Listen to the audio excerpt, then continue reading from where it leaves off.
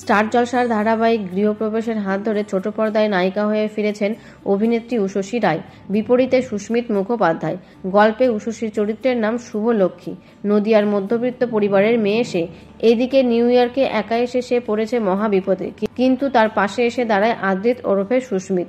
ঘটনাচক্রে তাদের বাড়িতেই গন্তব্য শুভলক্ষ্মী। বহু বছর বিদেশে থাকার পর সেখানকার আদব কায়দা রপ্ত করেছে আদ্রিতের পরিবারের সবাই, কিন্তু দেশের মাটিকে ভোলেনি আদ্রিতের ঠাম্মি। তিনিই দেশ থেকে জগদ্ধাত্রী পুজোর আয়োজনের জন্য শুভলক্ষ্মীকে ডেকে আনিয়েছেন। অন্যদিকে বিদেশের আদব কায়দা দেখে চোখ ছানা বড়া হয়ে গিয়েছে শুভলক্ষ্মীর।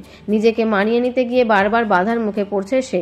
নদিয়াতে নিজের হাতে মশলা বানিয়ে পরিবারের পাশে দাঁড়িয়েছে সে, কিন্তু বিদেশের মাটিতে কিভাবে করবে সকলের মন জয়, সেই গল্পই ফুটে উঠবে এই ধারাবাহিকে। সম্প্রতি সামনে এসেছে ধারাবাহিকের নতুন প্রোমো।